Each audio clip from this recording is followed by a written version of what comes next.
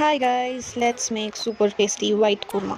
இந்த ரெசிபிக்கு நீங்கள் கொஞ்சமாக ஆனியன், கேரட், பீன்ஸ், அப்புறமா பச்சை பட்டாணி இதெல்லாத்தையும் எடுத்து கட் பண்ணி வச்சுக்கோங்க. அப்புறம் ஒரு பேனில் எண்ணெய் சேர்த்துட்டு அதில் தேவையான ஸ்பைசஸ் எல்லாம் ஃபஸ்ட்டு ஆட் பண்ணிக்கோங்க. இந்த ஸ்பைசஸ் எல்லாமே வணங்கினதுக்கப்புறமா கொஞ்சமாக இஞ்சி, அப்புறம் கொஞ்சமாக பூண்டு அதில் ஆட் பண்ணிவிட்டு அதை நல்லா ஃப்ரை பண்ணுங்கள். அது ஃப்ரை ஆனதுக்கப்புறமா கொஞ்சம் ஆனியன் சேர்த்து அது நல்லா கோல்டன் ப்ரௌன் ஆனதுக்கப்புறமா நீங்கள் கொஞ்சமாக பச்சை மிளகா சேர்த்துக்கலாம். இந்த டிஷ்ஷுக்கு நீங்கள் பச்சை மிளகா மட்டும்தான் காரத்துக்கு சேர்க்க போகிறீங்க. நீங்கள் வந்து மிளகாத்தூள் போடக்கூடாது, அப்போ தான் அந்த ஒயிட் கலர் டிஷ் தெரியும். அப்புறம் கொஞ்சம் பொட்டுக்கடலை, தேங்காய், அப்புறமா ஒரு 4 பீஸ் முந்திரி. இது வந்து உங்களுக்கு கொஞ்சம் க்ரீமினஸ் கொடுக்கும். அப்புறம் அதை தனியாக எடுத்து வச்சுட்டு அதே பேனில் கொஞ்சம் எண்ணெய் சேர்த்து கொஞ்சம் சோம்பு, ஒரு பிரியாணி இலை அதை சேர்த்துட்டு நல்லா வணக்குங்க. அப்புறம் கொஞ்சம் ஆனியன் சேர்த்துக்கோங்க.